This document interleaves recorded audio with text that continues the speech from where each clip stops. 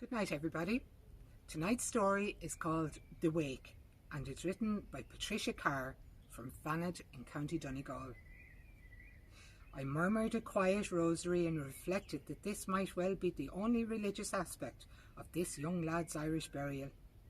There were no tombstones on the sea and no markings in Calvary, the makeshift graveyard in which washed-in bodies were interred.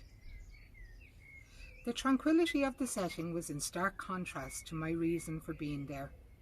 I tried to put the unpleasant aspect of the night to the back of my mind. My heart bled for his family, their fine son taken in this crazy conflict, his body washed up so far from home. This could be my own uncle, killed and buried in Burma, unknown to those who dug his grave. I gently lifted the sheet covering his face.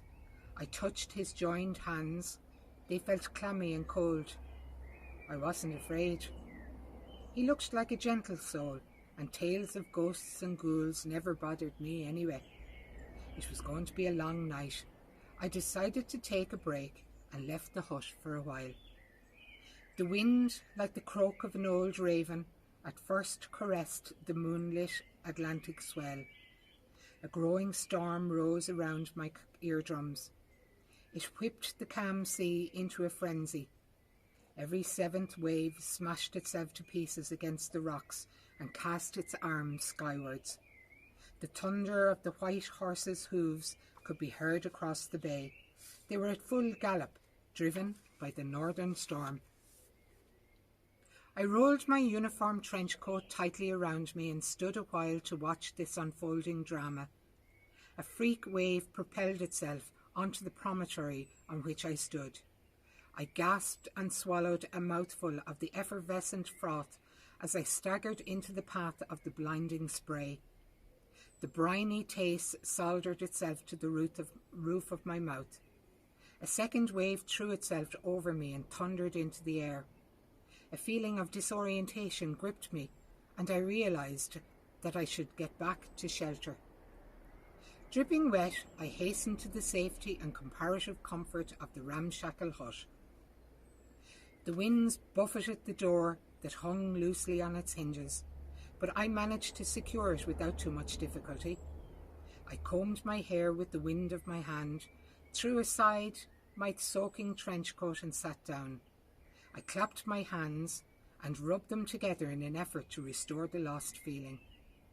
The echo of this simple task startled me in the heart-pounding audible silence. Stretching myself on the makeshift settle bed, I felt the swirl of the gale as it lulled me into an uneasy sleep. When I awoke, it took me a minute to figure out where I was. What was that constant nagging, dripping sound? In the hazy, semi-darkness, I realised that was the water running off my oilskins onto the frigid slate of the floor. The steaming stench of my other clothes, like that of unwashed corduroy and wet wool drying out, lodged in the back of my throat. In spite of having been lit for hours, the Stanley 8 range was still radiating warmth, and my first thoughts was to keep it stoked up. A puff of smoke ghosted out as I opened the fall door to increase the draught.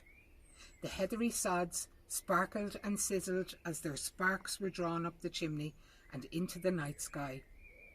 Soon the old black kettle was puffing steam. The heat reached out for me. Its gurgling lent a slight homely air to this dark and dismal setting. The tea was bitter and had a slight taste of mould. In the stillness I could hear every mouthful as I slowly swallowed. Having put the cup back on the rickety shelf, my thoughts turned once again to my lifeless charge. The match rasped as I struck it off the bottom of my toe-plated shoe.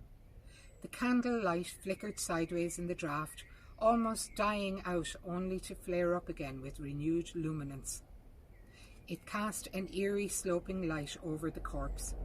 Little patchy hillocks of shadow emphasized the general shape of the body underneath.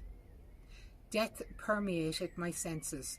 The sight of this lifeless bundle, the lingering, mouldering scent in my nostrils which dripped into my throat, the covering sheet rigid and icy to touch and almost bizarre of all, and most bizarre of all, the haunting noise of the throat rattle as excess air was being expelled. He was somebody's son, and this was his wake. I murmured a quiet rosary and reflected that this might well be the only religious aspect of this young lad's Irish burial. There were no tombstones on the sea and no markings in Calvary. The makeshift graveyard in which washed-in bodies were interred. I blessed myself as I finished my recitation. It was then I realised that the wind was lisping gently through the cracks in the door. In the hope that the storm had passed, I took a furtive look through the grime-smudged window.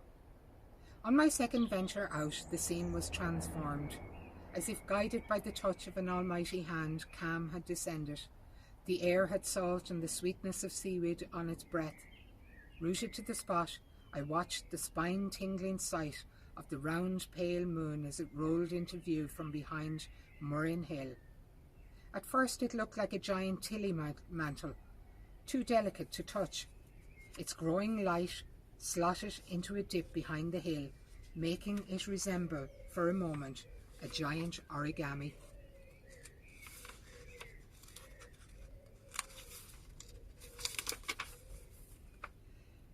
In next to no time, the moon was out over the sea, leaving a trail of golden light on the water. The breeze played a tune on my ribs, a cold melody, but one that was deliciously invigorating. The Atlantic swell had been transformed from frightening to serene with the rise and fall of the winds and tides. The potential power of these two natural elements taunted and thrilled my soul in equal measure. The musical rhythm of the waves was like a voice on my shoulder. It whispered, "Remember me." I was transported back to my granny's knee, smelling the salt-laden air and inhaling the wonder of my surroundings. The tales she told me as a child sounded credible now. God created Ireland, and his job was nearing an end. He found that he had an assortment of scraps left over. Waste was one thing that above all else he detested. "Let me see," he mused. "I could use these to fill the gap between Mel, Moore and Malin." God's rag bag was upended, and it spilled forth gems, the like of which had not been seen before. After his Sunday rest, God set about putting these in order. The result was a rich mosaic of sea and sky, hill and glen, deep water lochs, wildflower wetlands and towering trees. He called this peninsula Fanad and placed it as the second highest point in the country. The intermittent gleam of the lighthouse, man's contribution towards the magic of Fanad Head, cut across my childhood musings. Its swathe of light complemented the fading moon as it illuminated the darkening stretch of sea. I shielded my eyes as its brilliance swept landwards towards me before it faded in the huge globe.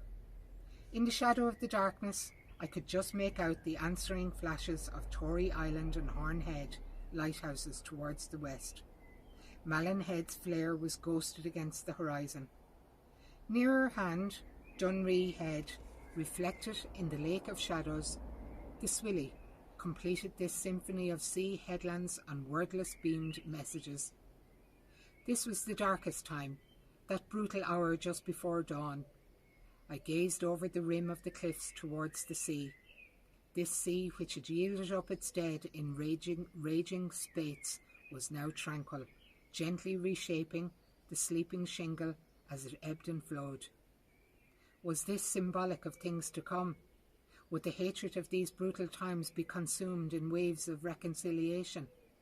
Would that I was able to beam a message to the unknown mother, sister or wife of the lifeless young man unceremoniously waked in a tumble-down outhouse. I would tell them that he had been recovered and buried in Calvary, hopefully one of the last, as we consign this ramshackle resting place and this terrible war to the annals of history.